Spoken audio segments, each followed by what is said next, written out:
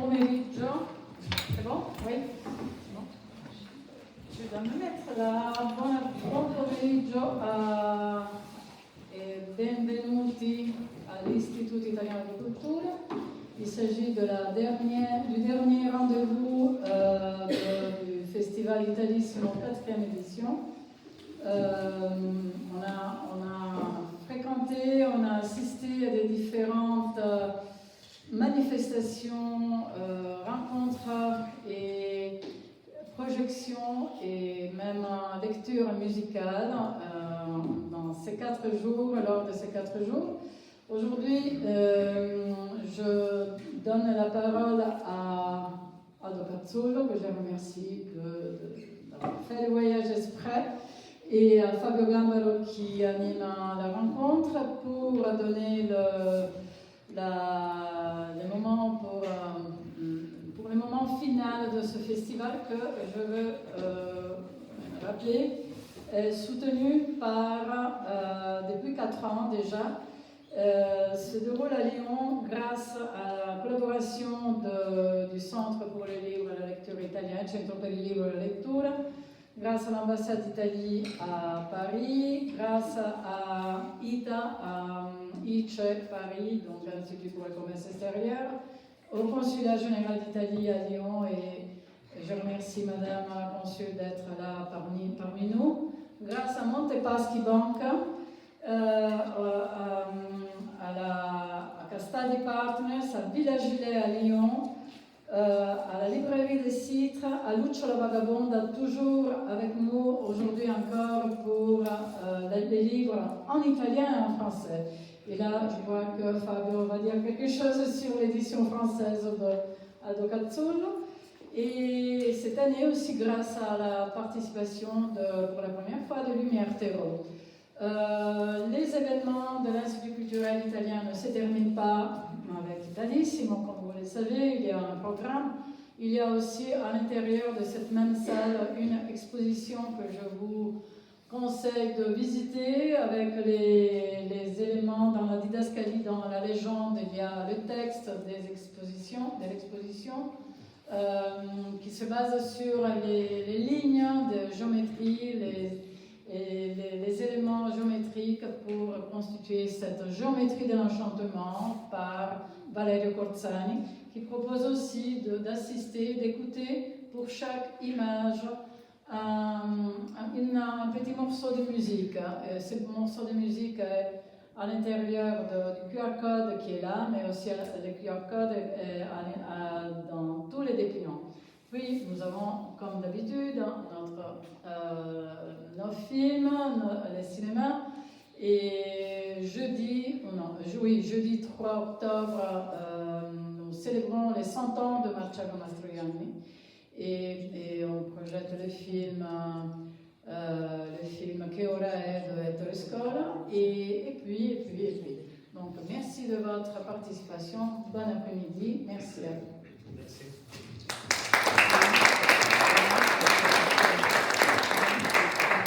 Merci Anna, et donc bienvenue, bon après-midi. On est là donc avec Aldo Cazzullo, un des journalistes les plus connus en Italie, les plus suivis. Vous le savez, il a travaillé depuis longtemps à La Stampa et maintenant à Corriere della Sera, dont il est un des directeurs adjoints. Et il a fait aussi des émissions à la télévision, à la radio. Donc c'est un homme du journalisme italien, une colonne du journalisme italien, mais en même temps un écrivain, parce qu'il a publié, je ne sais pas exactement, plus de 30, je ne sais pas combien de livres il a publié.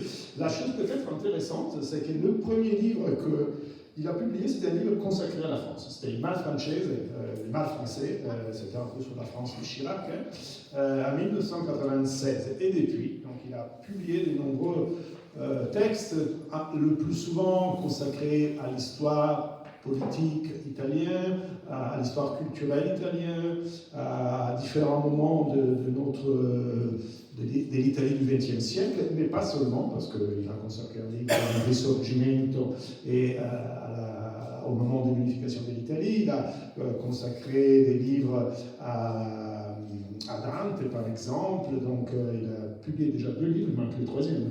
Il est arrivé un jour, le 3e? C'est pas grave.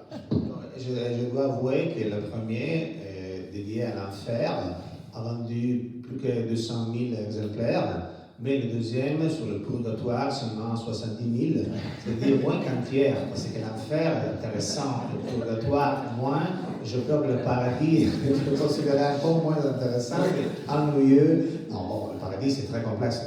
Dante n'est pas difficile, il est très profond, un jour, il y a créé le paradis, moi je créerai aussi je fais avec Dante ce que je fais avec le nouveau livre qui va de paraître en Italie sur la Bible, non? Je raconte l'histoire.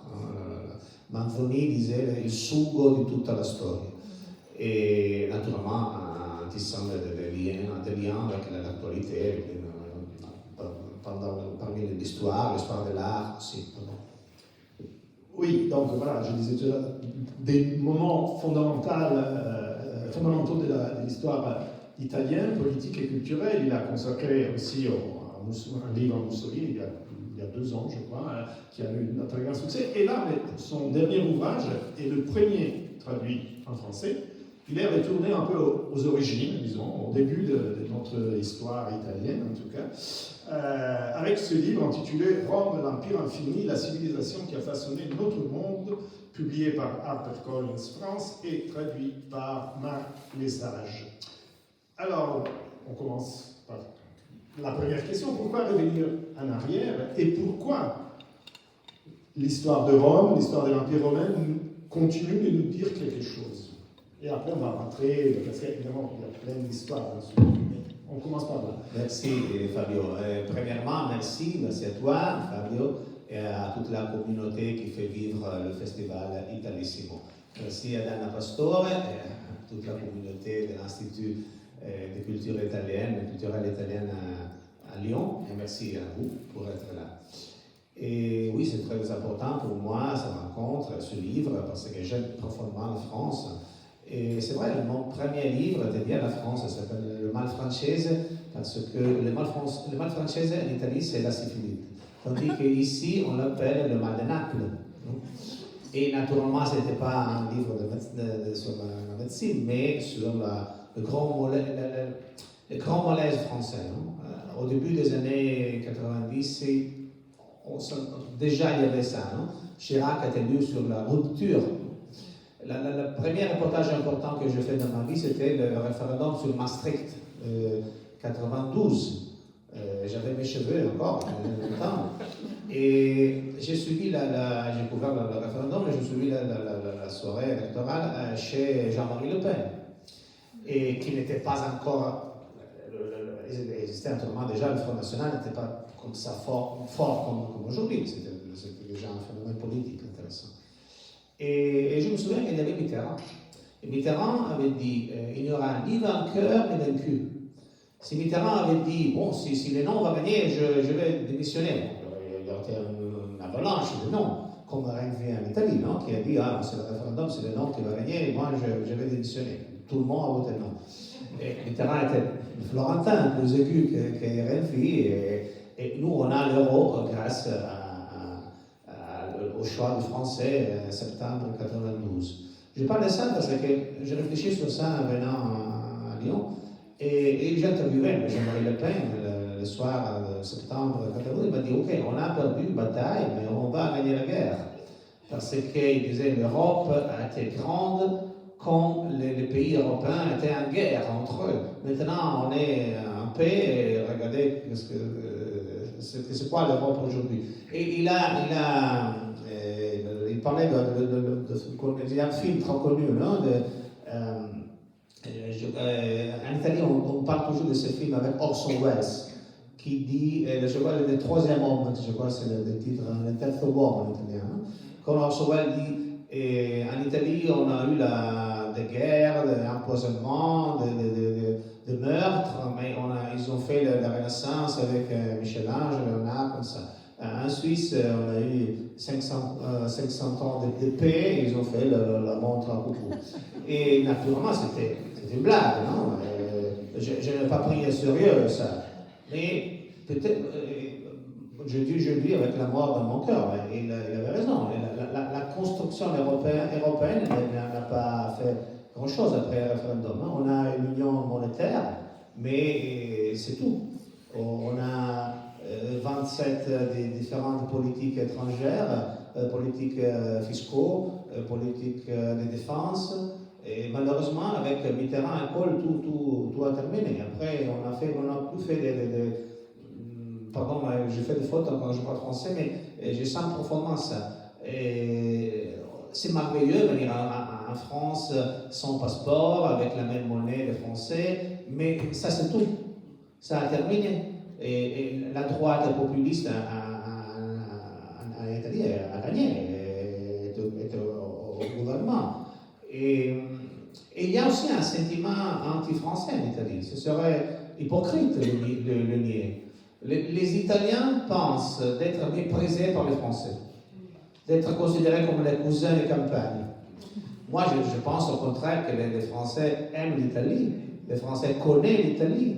Et je trouve les Français aux îles éoliennes, je trouve les Français à Alba, la ville de la Touffe Blanche, ma ville.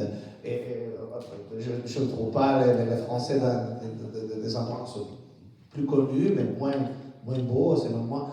Et je crois que les Français connaissent l'Italie et elles aiment l'Italie. Mais les Italiens ne savent pas ça.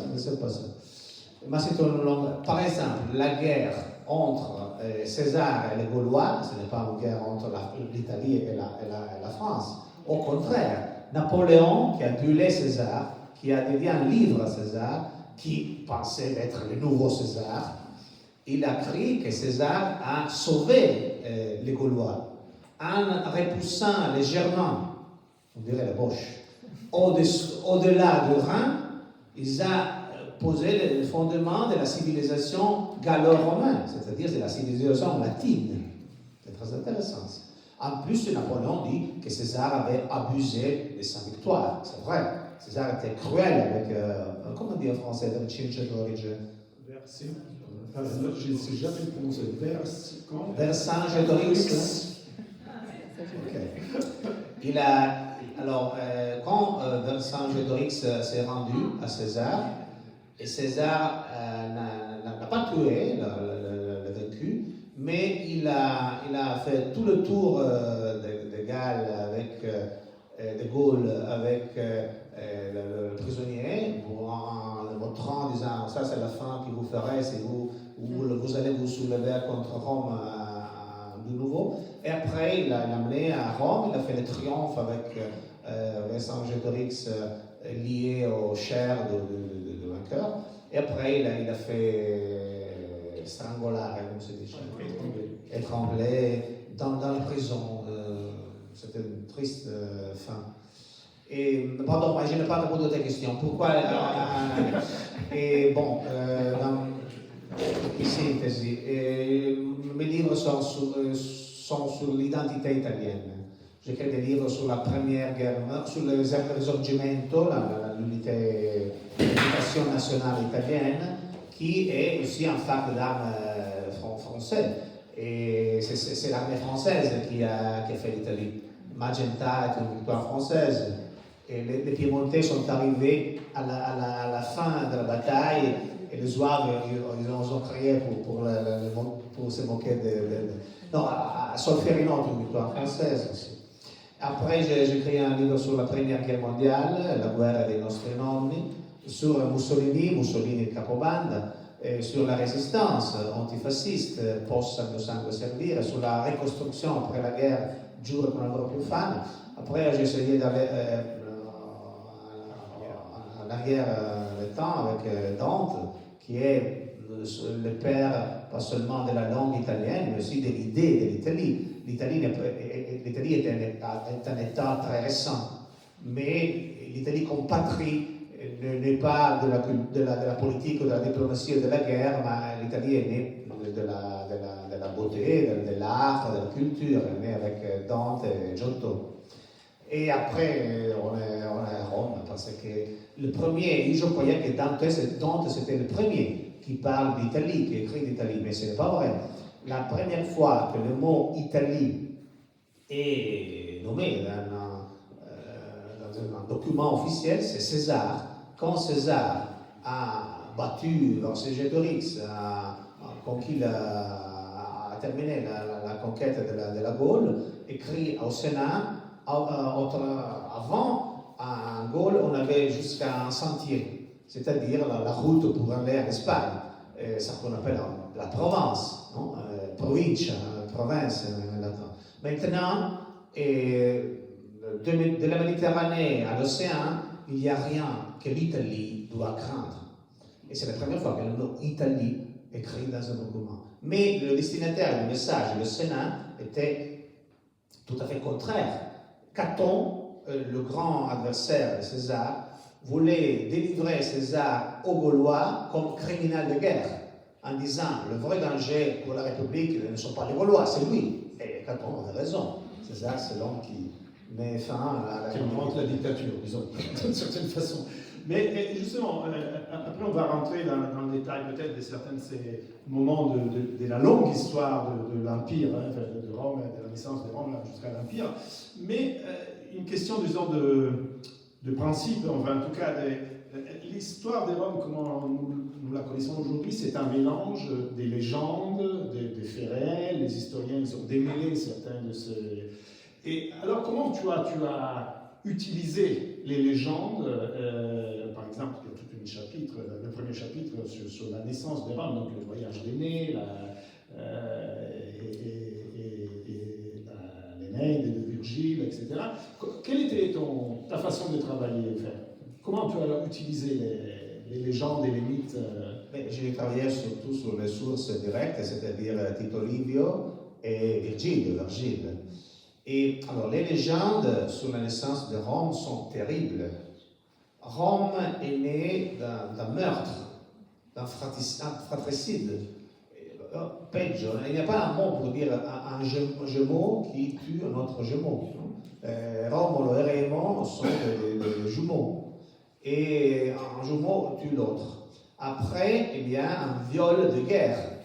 Nous, on l'appelle le ratto delle Sabine. Les Romains n'avaient pas de femmes. Ils ont volé, ils ont kidnappé les femmes des Sabines dans un peuple proche et ils sont devenus ces femmes, c'est-à-dire un viol de guerre. Après, il y a 7 rois et la monarchie se termine avec un viol.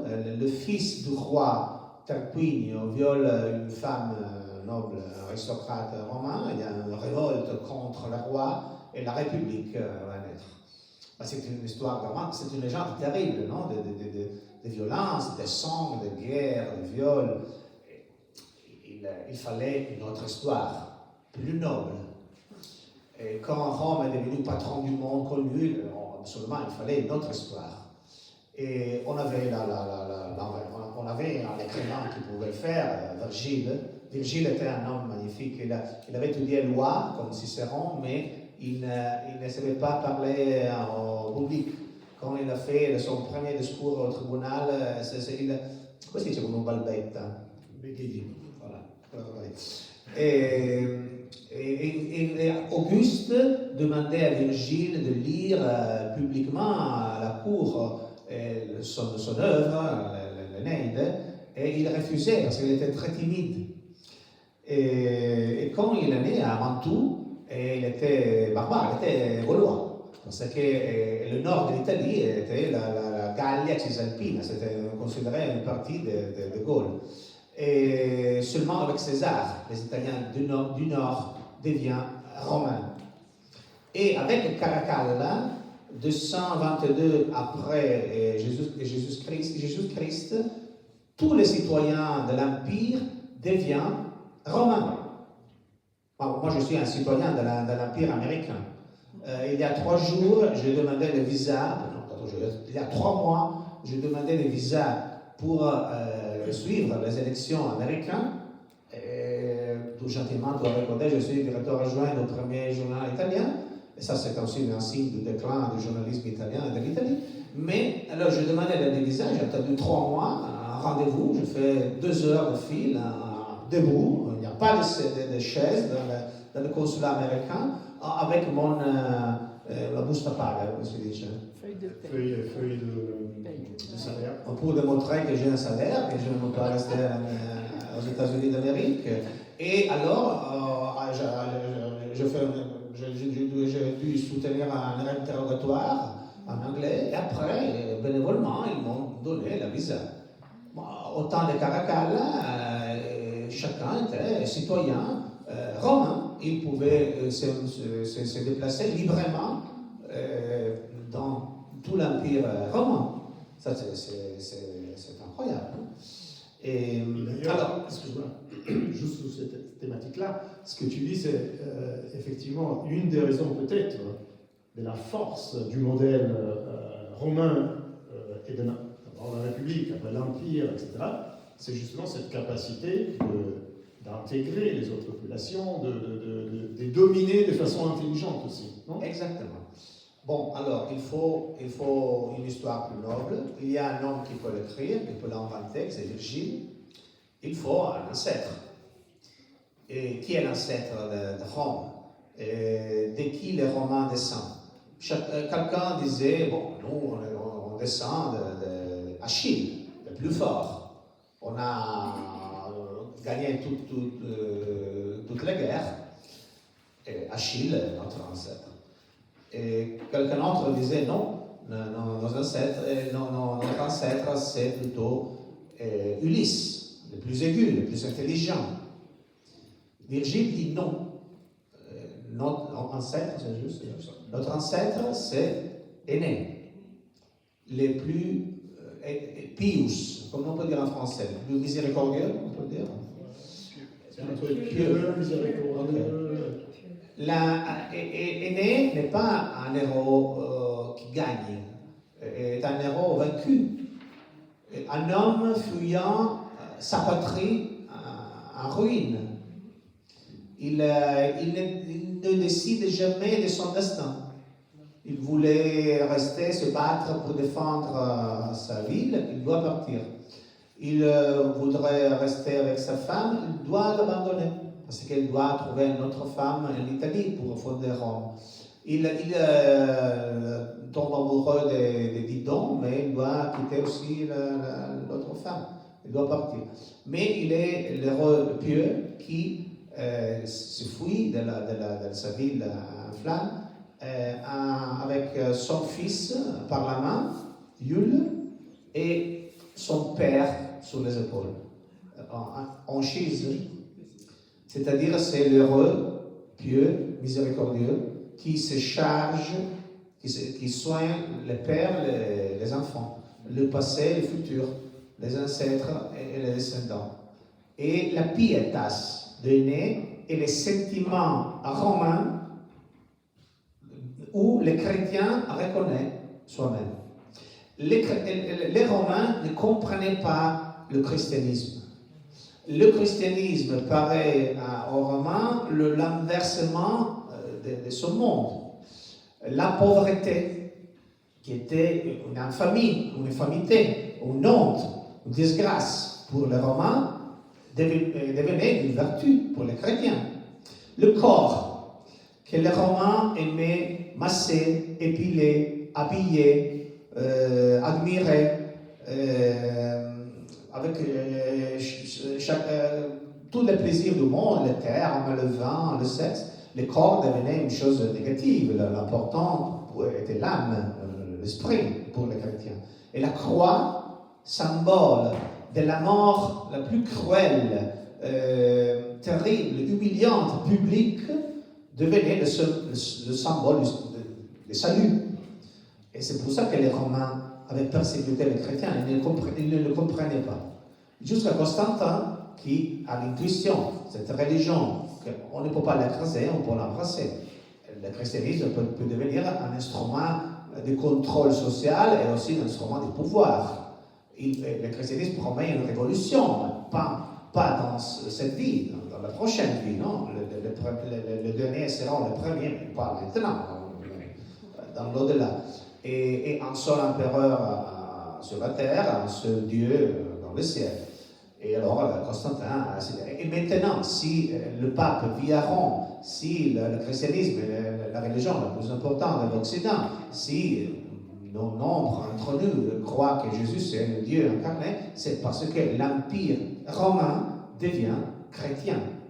Mais la chose la plus importante est que si l'héros est né, si l'ancêtre est né, alors chacun peut devenir romain. Et chaque personne, de chaque couleur de peau, chaque religion, chaque origine, on peut devenir romain, en respectant naturellement des lois. Mais ça, c'est l'intégration, ça, l'ouverture. Et c'est pour ça que la population de Rome a été composée plupart par des immigrés qui devenaient romains. Et on a même eu des empereurs après qui n'étaient pas du tout nés à Rome, mais qui venaient de l'extérieur. Et Septimio Severo est africain. Adrien, je pense naturellement au mémoire d'Adrien de Marguerite Yourcenar, peut-être le livre le plus beau dédié à Rome, était espagnol, comme Trajan est espagnol, Sénèque était espagnol. Mais beaucoup de sénateurs étaient gaulois. Et donc tu as rappelé Énée, donc tu as bien dessiné cet héros humain, disons, parce que c'est pas la grande nouveauté. Aux côtés des super-héros d'Homère, en fait, on a un héros avec des caractéristiques très humaines. Et après, l'autre grand personnage, et tu l'as déjà cité tout à l'heure, c'est César, de l'histoire romaine, c'est peut-être la personnalité la plus connue. Parce qu'une des caractéristiques, on a dit tout à l'heure, César il a inventé la dictature. Mais au fond, ce qui est vrai, c'est qu'à Rome, on a inventé la vie politique. Non, ces luttes permanentes entre le peuple, les patriciens, et voilà, je voudrais que tu nous parles un peu de ça, parce que ça aussi, c'est devenu un peu un modèle qui a été repris après, pendant toute l'histoire de l'humanité jusqu'à aujourd'hui, non? Alors, les mots de la politique et du pouvoir sont les mots latins, les mots pensés créés par les Romains. Et citoyen, président, dictateur, empereur, peuple, loi, sénat, république, clémence, justice, clémence, justice, loi, sont tous des mots de Rome, non? Mais pas seulement c'est français, c'est une langue latine, oui, okay. Aussi en allemand, non? République, c'est un mot allemand aussi, Republic, c'est un mot anglais. Res publica, la chose commune. Et c'est à Rome qu'il y a né l'idée que l'État appartient à tout le monde. Démocratie est un mot grec. Mais la véritable première manifestation de démocratie, c'est Rome. Et c'est vrai que les femmes étaient exclues de la vie politique, c'est vrai. Mais les femmes à Rome avaient des libertés et des droits qu'ils n'avaient pas en Grèce, par exemple, qu'ils n'avaient pas dans toutes les civilisations anciennes. Par exemple, les femmes pouvaient posséder, acheter, vendre, être libres, indépendantes, autonomes, être entrepreneur. Ça, c'est tout à fait extraordinaire. En Italie, je ne sais pas en France, mais en Italie, le droit pour les femmes d'être indépendantes, de signer un contrat, c'est 1919, après la Première Guerre mondiale. Avant, nos grands-mères ne pouvaient pas être indépendantes, faire de l'économie, faire de l'entreprise. À Rome, elle pouvait le faire. Et César, moi je crois que si César avait été un écrivain, si César avait été un chef de guerre, si César avait été un homme politique, sûrement tout le monde se souviendrait de lui parce qu'il a fait de grandes choses, il a créé de grands livres. Gallia omnes divisa est in partes stress. Toute la Gaule est divisée en trois parts. C'est lapidaire incipit, non? C'est incroyable. Le Bello Gallico, c'est un livre extraordinaire. Et bon, il a gagné une dizaine de guerres, il a créé un empire, c'est-à-dire c'était les trois choses ensemble. Il était un grand chef de guerre, un grand écrivain, un grand homme politique, peut-être une des plus grandes personnalités qui a jamais vécu. Et il était aussi un grand journaliste. Quand il a gagné une guerre contre le roi du Pont, Mithridate, dans 4 heures, et il a écrit au Sénat « Veni, vidi, vici ». Je suis venu, j'ai vu, j'ai gagné. Bon, 3 mots, 12 lettres.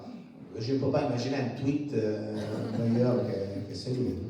Donc, j'admire profondément Jules César. Il était aussi un homme de théâtre. Quand il va en Tunisie pour battre les derniers Pompéiens, en descendant l'escalier du bateau, il tombe sur son salon, non? Sur la plage. Et alors tout le monde disait, oh, c'est un désastre, c'est terrible. Et César dit, Tenio te, Africa, je te tiens, Afrique, Afrique, tu es à moi. Alors tout le monde explodait dans des cris de triomphe. Mais après, il y avait un autre problème. Et les Pompéiens, les ennemis, avaient un général, un chef de guerre qui s'appelait Scipion, un descendant de Scipion l'Africain qui avait battu Hannibal. Et alors, selon une légende de Rome, les Scipions étaient imbattables en Afrique. De nouveau, tout le monde les Romains étaient très superstitieux. Et alors, César, mais quel problème il y a? On n'a pas un Scipion ici? Il y a quelqu'un qui s'appelle Scipion ici? Alors, moi, je m'appelle Scipion. Voilà le commandant pour demain. Et en suivant ces commandants symboliques, César a gagné la bataille. Mais pourquoi les Romains pouvaient perdre une bataille, mais ils gagnaient toujours la guerre? Parce que César, surtout, mais aussi les autres, ils savaient penser à la guerre. Le legionarius, le soldat romain, n'était pas un héros. Il était un militaire de profession. Son but n'était pas la gloire. C'était une retraite tranquille avec le butin, la terre, l'or volé à l'ennemi. Et le général romain n'était pas un général comme ceux de la Grande Guerre. Avant, on a gagné, on va mourir. Non, c'était un organisateur. C'était un ingénieur qui faisait des ponts, qui faisait des routes. Et c'était un stratège, on peut dire stratège. Et quelle est la stratégie des Romains? Transformer les ennemis battus en alliés. Exactement ce que les Américains ont fait avec les Italiens, les Japonais et les Allemands après la Deuxième Guerre mondiale. Et toujours sur César, on a dit tout à l'heure, donc c'est un dictateur, et c'est vrai que tu racontes bien dans les livres comment par la suite, dans les siècles suivants, tous ceux, chaque fois qui ont eu un rêve d'empire, ils ont repris le modèle de César, au fond. Non? Chaque empereur a eu le sentiment d'être le nouveau César. Et chaque empire s'est présenté comme l'héritier de l'empire romain. Le Saint-Empire romain de Charlemagne, l'empire romain d'Orient, Moscou, la troisième Rome. Tsar et Kaiser sont des mots qui dérivent de César. L'empire russe et l'empire allemand, le symbole, l'aigle.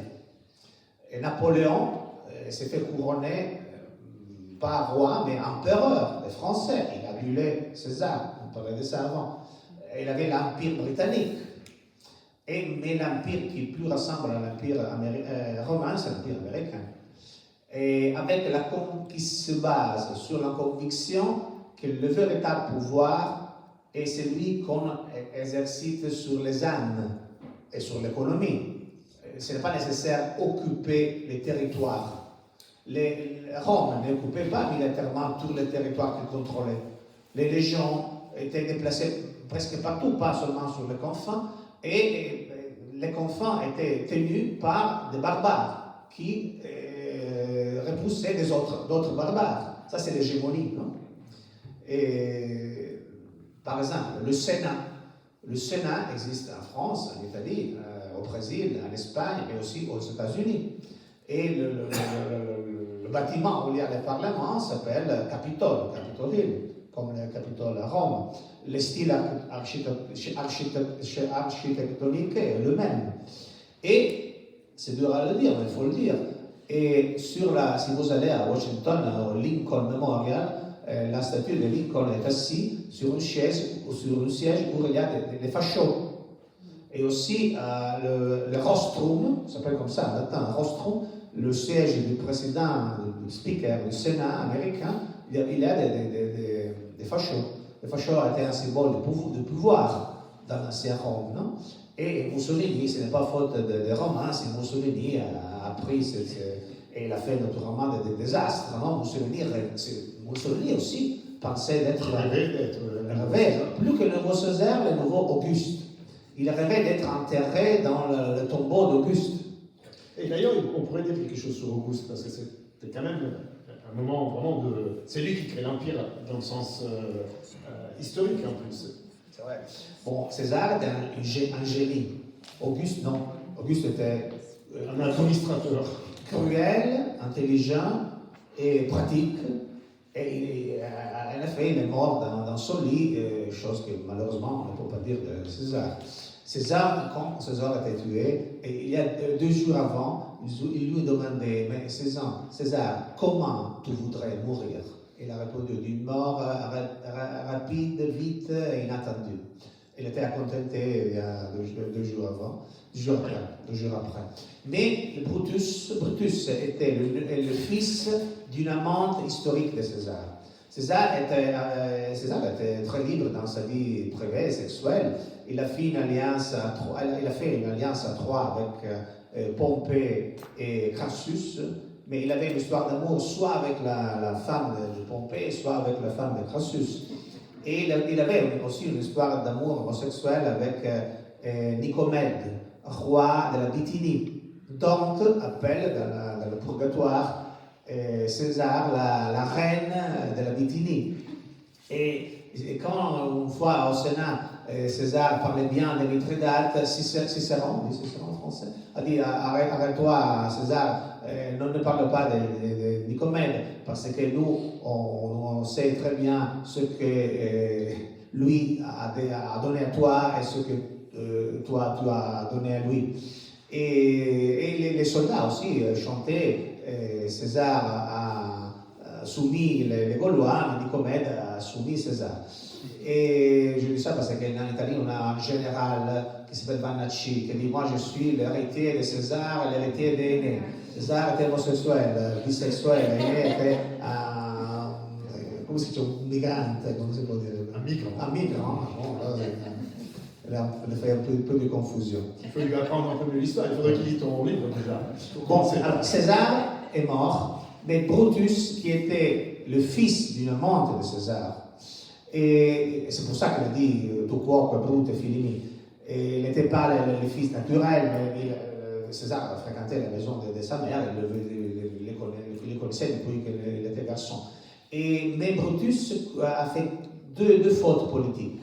Le premier, quelqu'un a dit il faut tuer aussi Marc-Antoine, le général, le chef de la légion de César, et Brutus dit non. C'est un tyrannicide, pas un règlement de comptes parmi les factions. Seulement le tyran, seulement César doit mourir. Deuxième erreur politique, quelqu'un dit non, il faut jeter le corps de César dans le Tevere, comme se dit, le Tibre, le fleuve de Rome. Il faut que César le sort de César va disparaître très vite. Non. Il était un grand chef de guerre romain, il a trouvé un funérail solennel. Mais au funérail, Marc-Antoine va lire le testament de César qui a donné presque tout son immense patrimoine au peuple. Moi, je crois qu'à chaque funérail, à chaque enterrement, chacun pleure aussi pour sa mort, pour la peur de sa mort, pour le présage, comme se dit. Le présage? Non, le présage de sa propre mort. Mais au funérail de César, plus encore, parce que César était vraiment le père du peuple romain. Et alors, ils se sont révoltés contre Brutus, et Marc-Antoine et Octavien Auguste ont gagné la guerre civile. Après, une autre guerre civile entre Marc-Antoine, Cléopâtre et Octavien Auguste, Auguste va gagner la guerre. Auguste devient le premier vrai empereur. Et Auguste avait un bureau de presse extraordinaire. Virgile, je le dis en italien, Orazio, Ovidio, Horace, Ovide, Mécénate, Mécène, bureau de presse extraordinaire. Et Auguste était le premier homme de l'histoire dont tout le monde connaissait le visage, et aussi son télévision, son cinéma et son internet, parce qu'il a commandé 2500 statues avec son visage. Et dans chaque ville de l'Empire, il y avait une statue d'Auguste. C'est l'origine du culte de la personnalité. Exactement. Et Priscilla Wackerberg, quand ils ont été pour la honeymoon en Rome, a écrit, moi je pensais qu'on était trois, moi, Marc et Auguste, parce que Mark Zuckerberg voulait être photographié et embrasser chaque statue d'Auguste qu'il trouvait. Il y a beaucoup de statues d'Auguste. Et il a appelé ses filles Auguste, Maxima, et notre nom Valeria, trois noms romains. Et il pense, il voit aussi dans le sentiment d'être le nouveau empereur, parce qu'il est le chef d'une communauté grande comme le monde, composée par personnes qui ne se connaissent pas personnellement, mais ils vivent, ils parlent, ils meurent sous le même César, qui c'est lui. Et aussi, Elon Musk a dit, moi je suis l'empereur de Mars. Et quand Musk et Zuckerberg avaient envisagé de faire l'alliance, un duel, ils ont parlé de le faire au Colisée. Naturellement, c'était une blague, mais ça pour dire, c'est pour ça que je dis que Rome est vivante et Rome n'est jamais tombée, parce que Rome est vivante. Oui, elle n'est jamais tombée et pourtant l'Empire est tombé. Pourquoi? Ça, c'est un peu le grand problème. Toi aussi, tu dis, en fait, c'est pas très clair tout ça. Je ne sais pas. Personne ne le sait. Je préfère dire que l'Empire n'est jamais tombé parce que l'Empire, tous les empires de l'histoire se sont présentés comme l'héritier des Romains.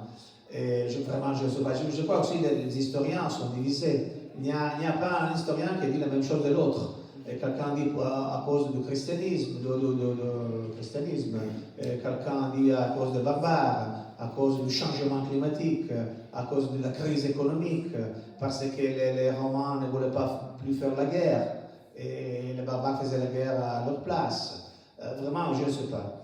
Mais je crois que vraiment la civilisation romaine est vivante. Par exemple, le cinéma est né avec Rome, non? Covadis, Benour, et les bandes dessinées, non? Astérix, les videogames, le français, gladiateur, gladiateur. Et Gladiateur, vous vous souvenez la fin du film Gladiateur, quand Massimo Decimo Meridio, avant de mourir, dit il y avait un rêve qui était Rome. Il doit être réalisé. Quel était le rêve de Rome? Le gouvernement du monde, la paix universelle, une communauté grande comme le monde connu, en paix, non parce que des villes divisées, faibles, parce que la terre est forte, cohèse, unie. Je ne veux pas idéaliser l'Empire romain, c'était aussi un fait de sang, de violence, d'esclavage, des choses terribles. Mais le rêve romain d'un gouvernement universel, d'un monde globalisé, multiculturel, c'est un rêve très, très actuel. À la fin des années 80, au début des années 90, les rêves de Rome semblaient être très, très, très loin, très proches d'être réalisés. Quand, avec la chute du mur de Berlin, il y avait la fin de la dictature communiste, la fin des dictatures militaires fascistes en Amérique latine, la fin de l'apartheid en Afrique du Sud, Mandela, des prisonniers devenaient président. En 1993, ça semblait aussi que la paix entre Israël et Palestiniens soit possible. Après, l'histoire malheureusement a pris une autre route, mais le rêve de Rome est plus actuel que jamais parce qu'on a des problèmes globaux. Et les Romains devaient affronter les mêmes problèmes, les mêmes questions, les mêmes issues qu'aujourd'hui. L'immigration, l'état de guerre permanente, le changement climatique. Alors, on doit apprendre la leçon. Oui, mais et justement, là-dessus, tu es un très fin observateur de la vie politique italienne. Alors, justement, pour l'Italie, pourquoi l'Italie, la leçon de l'Empire romain, cette leçon, ce rêve de bonne administration, d'organisation, d'intégration, apparemment l'Italie n'est pas très Tu veux une réponse officielle ou pour un... Je veux ta réponse essentielle. Premièrement, officiel, on est dans un institut culturel italien, il faut respecter naturellement notre pays que j'aime profondément. Et en plus, c'est enregistré. Mais je pense vraiment ce que je veux dire. Les Italiens ne croient pas dans la politique parce qu'ils ne croient pas dans l'État. Ils méprisent l'État et ils méprisent soi-même. Et nous, les Italiens, on a du mal à penser que quelqu'un peut faire quelque chose dans l'intérêt de quelqu'un qui n'est pas soi-même, ou ses proches, ou son amant, ou son fils. Et c'est pour ça qu'on ne croit pas dans la démocratie représentative. Et les Italiens, alors, Francesco Cossiga, ancien président de la République, a écrit un livre, son dernier livre, le titre est Les Italiens sont les autres. Donc, chaque Italien dit les Italiens comme si c'était les autres. Non? Dans les talk shows, on a toujours quelqu'un qui dit questo paese, non? Ce pays, non, notre pays. Non? Les Italiens, c'est nous. Alors, nous, on aime l'Italie, la patrie, c'est important pour les Italiens. Mais l'État, non. L'État est un ennemi. Parce que nous, on était toujours gouvernés, dominés par les étrangers. Et alors, l'État, c'est l'ennemi. L'État, c'est pas nous, c'est autre que nous. Alors, bon, le palais de justice, c'est à Rome le palazzaccio. Le policier, c'est lo sbirro. Non parle pas dell'agente del fisco, è lo sceriffo di Nottingham, è un nemico, lo Stato è un nemico e quindi ci comportiamo di conseguenza, siamo sempre sulla difensiva e siamo incapaci di pensare in termini di interesse pubblico. Écoute, avant de donner la parole à la salle pour des questions, des remarques, moi je voulais te demander, en fait, bon, dans c'est quoi, 320, 350 pages, tu as condensé l'histoire de Rome. Il y a plein d'histoires, plein de personnages. Là, on a parlé de ceux qui sont peut-être les plus connus, César, Aîné, Auguste, mais il y en a plein d'autres. Est-ce qu'il y en a un en particulier auquel tu te sens proche, qui au-delà de ceux qu'on a déjà cités, enfin, je ne sais pas, Spartacus, Catilina. J'aime beaucoup Caton, pas Caton l'ancien, c'est lui qui a vécu au temps d'Hannibal. Non, Caton, le Luticien, on l'appelle, parce qu'il est mort à Utique, qui était la capitale de l'Afrique romaine, c'est dans l'actuelle Tunisie.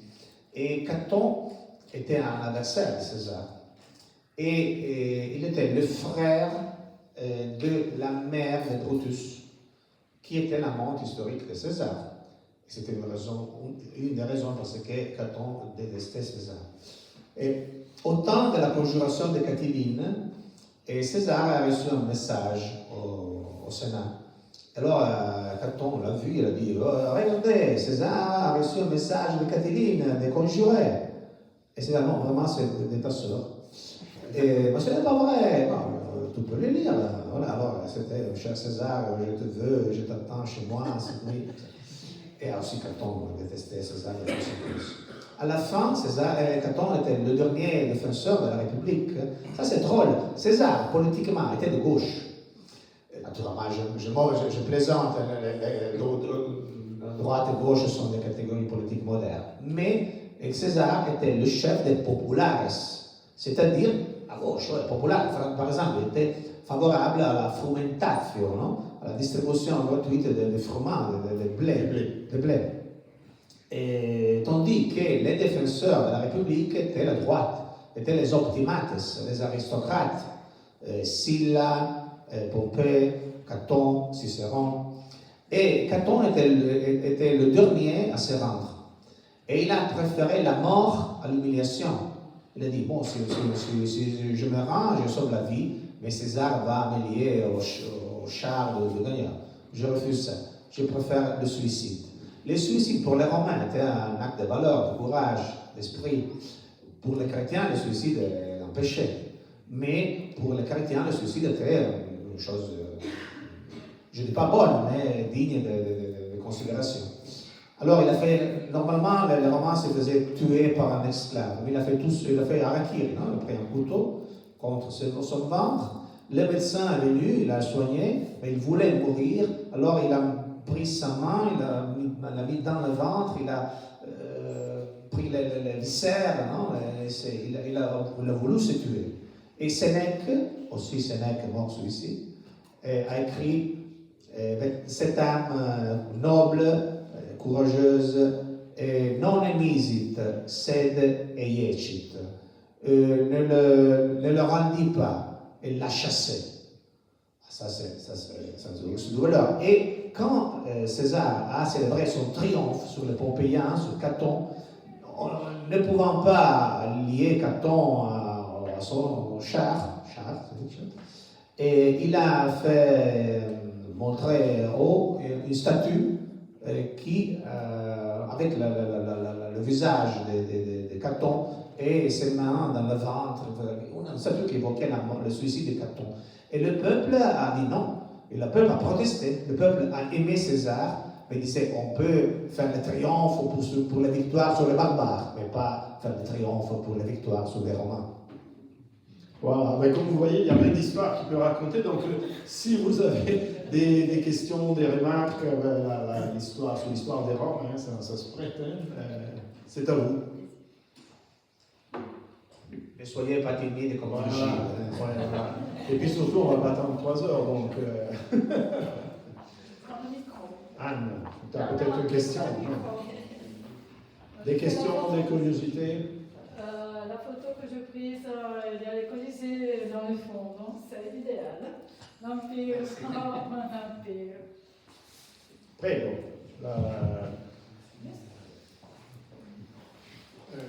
Est-ce que la chute de l'Empire romain, dont vous avez esquissé quelques pistes, ne serait pas liée finalement au fait que l'Empire romain est devenu complètement tentaculaire et absolument impossible, même avec les alliances économiques et les alliances politiques, étaient tout simplement impossibles à gérer, parce qu'il supposait un lien de fidélité entre les différents alliés qui s'est délité au fil du temps. Est-ce que finalement c'est pas la même chose qu'on est en train de voir avec l'Empire américain, parce que vous compariez l'Empire romain à l'Empire américain de ce point de vue-là, et que l'Empire américain est en train aussi de disparaître, et que peut-être même les États-Unis d'Amérique pourraient bien ne plus être aussi unis que ça dans un proche avenir?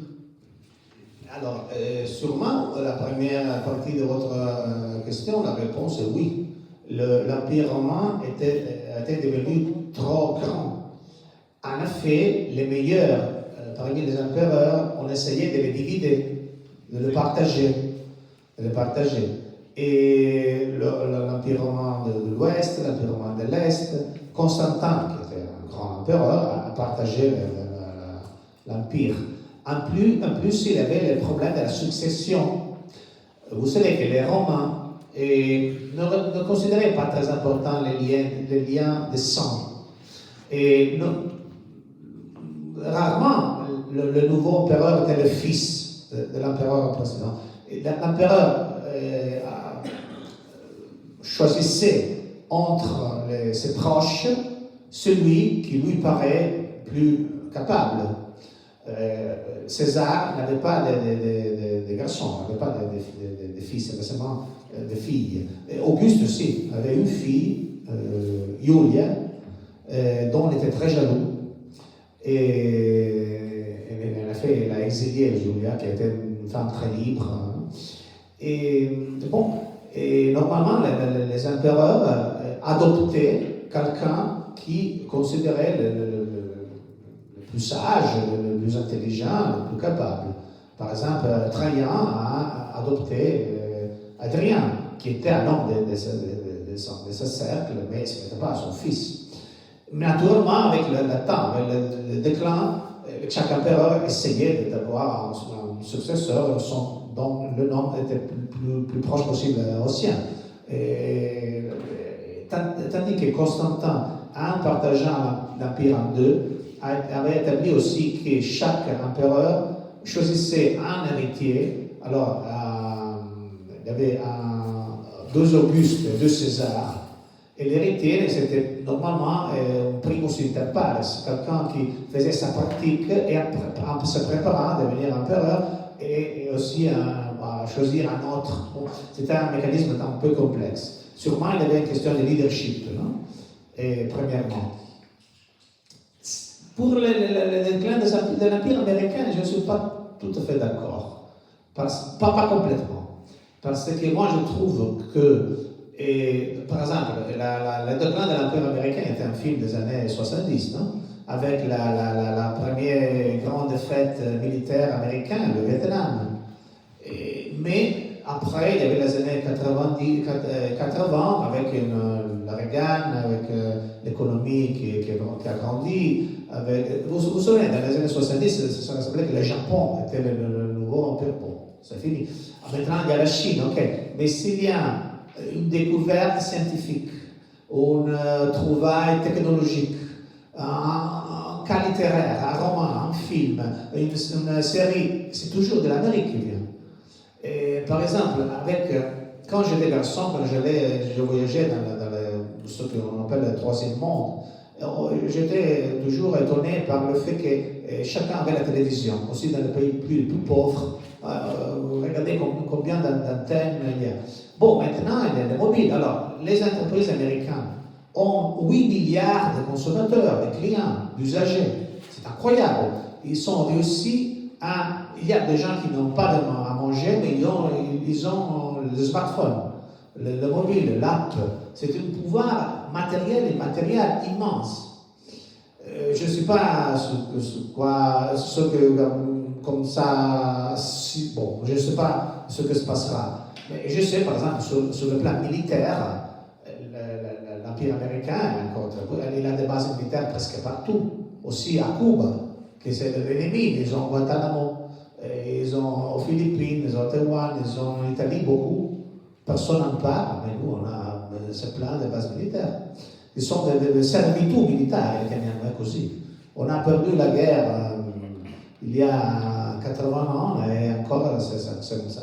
C'est-à-dire, moi, je considère que l'Empire américain est plus solide maintenant que l'Empire romain au temps de son déclin, de sa décadence et de sa chute.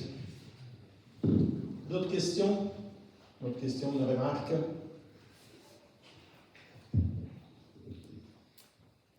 Vous avez évoqué parmi les causes possibles du déclin de l'Empire romain le changement climatique. Est-ce que vous pourriez expliquer un peu ce que c'est?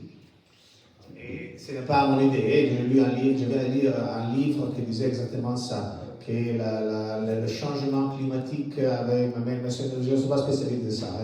Il y a aussi une théorie que je ne connais pas mieux que vous, et qui soutient que le changement climatique a eu un rôle dans la crise économique, dans la crise agricole, parce que le climat aussi s'est réchauffé, les riches avaient abandonné la terre parce que la terre n'était plus importante, c'était plutôt la finance qui était importante, et c'est-à-dire qu'il n'y avait pas suffisamment de paysans qui travaillaient la terre, alors il n'y avait pas suffisamment de nourriture pour tout le monde, mais vraiment, désolé de vous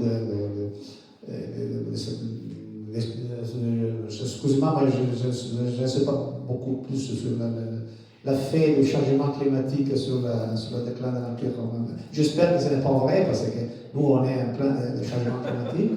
Je ne sais pas en France, mais en Italie, il y a des partis politiques qui disent ça c'est rien, ne passe pas rien. Il y a un négationnisme très fort en Italie, je ne sais pas en France. Moi, je suis au contraire très préoccupé par... Autrefois, en Italie, on avait des étés infinis, calmes, chauds. Maintenant, ça faisait un calor incroyable après des orages. Monsieur, peut-être. D'autres questions? Messieurs? Micro. Merci pour cette brillante présentation, très, très intéressante. Donc on va vous lire avec intérêt. La première copie, le premier exemplaire vendu en France. Excusez-moi, j'ai juste oublié une chose de vous dire, que le livre, ça c'est une avant-première absolue, parce que le livre il sort la semaine prochaine. Donc on a quelques exemplaires juste pour nous et pour présidence de Advocacy ici. Je vous en prie, excusez-moi. Est-ce que vous pourriez revenir sur César écrivain? Qu'est-ce qui reste de lui? Enfin, pourquoi vous le considérez aussi comme un grand écrivain? Parce que quand j'étais jeune au lycée, chaque mois on faisait un examen, une traduction. Et quand le texte a traduit était de César, tout le monde était très content. Ah, c'est facile, c'est César, c'est lapidaire, c'est simple, c'est sec, c'est droit. Et tandis que quand c'était Cicéron, c'était un peu plus difficile. Tacite, très difficile. Tandis que Tacite est aussi très clair, non? Desertum fecerunt et pacem appellaverunt. Ils ont fait un désert, ils ont appelé paix. Incroyable. Mais César, moi je trouve que l'écriture de César est incroyable. On se voit quand on lit César qu'il savait se battre. Il était aussi un soldat. Il écrit comme un soldat. Non?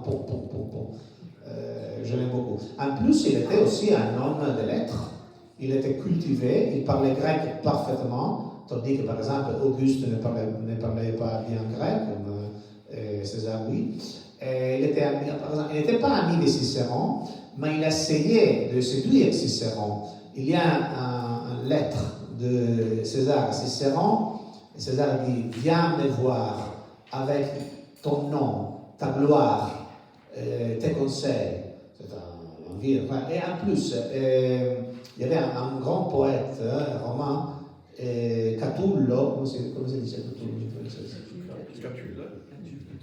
Catulle, qui détestait César, qui a écrit des poèmes très très durs contre César et surtout contre l'homosexualité de César. Mais quand César gagnait la guerre civile contre Pompée, Catulle avait peur, non? Il s'est caché. Alors César a écrit, non, n'ayez pas peur, viens chez moi, viens dîner avec moi, on va parler de littérature. Et c'est-à-dire que César a pardonné. Non, il avait le sentiment de pardonner l'ennemi. Par exemple, quand il a battu Pompée, Pompée s'en va et les hommes de César trouvent les archives secrètes de Pompée et disent à César, voilà, on a trouvé tous les courriers qui tes ennemis ont envoyé à Pompée. Maintenant, on va lire les noms et on va les tuer un par un, tous. Et César dit non, brûlez les archives. Je ne veux pas savoir qui sont mes ennemis, qui sont mes amis. On est tous romains. Et quand le roi d'Égypte, Ptolémée, a fait trancher la tête de Pompée pour faire plaisir au vainqueur à César, quand César, sur un plat d'argent, a vu la tête de Pompée, il a pleuré. Il a dit une phrase très littéraire. Il a dit « Vous m'avez privé de la seule victoire possible. Vous m'avez enlevé la seule victoire possible dans une guerre civile. Pardonnez, épargnez l'ennemi vaincu. » César n'a pas dit que si Ptolémée n'avait pas fait trancher la tête, c'était lui qui devait le faire. D'autres questions? Là, tout au fond. Il arrive le micro. Merci pour cette présentation, très intéressant. Alors, j'ai juste eu le temps de feuilleter les livres, donc je ne sais pas beaucoup plus. Mais je voulais poser une question. Alors, vous avez évoqué Napoléon, qui effectivement, voilà, a écrit. Et je voulais savoir, parce qu'on est en France, quels sont, à votre avis, vraiment les héritages ou les points que la France a continué après cet empire romain qui a façonné, donc, en particulier la France. Je dirais beaucoup. Je trouve beaucoup de Rome en France. Les monuments, les aqueducs, les arènes, les murailles, les remparts, c'est plein, non, de la France, de monuments romains. Très, très, très joli, très, très beau. Et la langue, vous avez vu, je fais beaucoup de fautes en français. Enfin, je n'ai jamais étudié le français, je l'ai appris en écoutant à l'oreille. Mais je trouve, quand je parle avec un français, je trouve la même façon de penser. Et Et je crois que ça dérive d'une seule racine, d'une source commune. Et la civilisation gallo-romaine, qui sûrement c'est une conquête de César. Je ne sais pas si Napoléon avait raison quand on disait que en repoussant les Germains au-delà de Rennes, César avait sauvé les Gaulois et il avait posé le fondement de la civilisation gallo-romaine, de la civilisation latine. Je ne sais pas si c'est vraiment comme ça, mais sûrement il y a quelque chose qui nous lie. Et je crois qu'il n'y a pas, je ne pense pas seulement de Rome, je parle en général, il n'y a pas au monde deux peuples dont l'histoire est plus liée que les Français et les Italiens. Et Napoléon avait l'origine italienne, il a parlé toute la vie, a parlé français avec l'accent italien. Et Zola, Gambetta, Platini, Belmondo, on pourrait continuer, Catherine de Médicis, Marie de Médicis, il y a beaucoup d'hommes et de femmes qui ont fait l'histoire de France qui avaient l'origine italienne. Tandis que les élites françaises sont obsessionnées par l'Italie depuis longtemps. Charles VIII, la première invasion, François Ier, Henri II, bon, c'est tout. L'Italie n'existerait pas sans la France. On a parlé avant de l'armée française qui a gagné une guerre pour l'Italie. Et tandis que Nice, la Savoie était, comme vous savez, je ne veux pas italien, mais c'est piémontais, ils sont devenus français. Bon, ce sont deux histoires très liées. Et moi, j'aime profondément la France et je suis fier de ça. J'ai l'impression que maintenant, les deux peuples ont du mal à s'entendre. Pas seulement les deux chefs. Je ne crois pas de dire une chose secrète si je dis que Macron et Giorgia Meloni ne s'aiment pas du tout. Mais je souffre quand je vois que les Italiens ne comprennent pas le français, et peut-être quelquefois les Français ne comprennent pas les Italiens. Tandis que je crois vraiment que les racines sont communes. Et notre ami Stefano Montefiore, qui est le correspondant de Paris pour le Corriere della Sera, a écrit un livre qui s'appelle Rendez-nous la Joconde, sur les malentendus franco-italiens. En Italie, je ne dis pas personne, mais très peu savent que la Joconde n'est pas un vol de Napoléon, c'était Léonard qui a amené la Joconde en France. Et je dis, ça c'est une chance pour nous, parce que comme ça tout le monde connaît la Joconde, et si la Joconde était en Italie, peut-être que sûrement il ne serait pas le tableau le plus connu au monde. Voilà, s'il n'y a pas d'autres questions, d'autres remarques, non, moi je pense qu'on peut s'arrêter là. Je vous invite vraiment à lire ce livre. Et vous voyez avec quelle passion Aldo Cazzullo est là, donc merci d'avoir fait le voyage, d'être venu ici à Lyon. Et donc ça se termine là, Italissimo, la quatrième édition d'Italissimo. Je vous remercie encore et rendez-vous à l'année prochaine peut-être. C'est fini. Merci et à bientôt.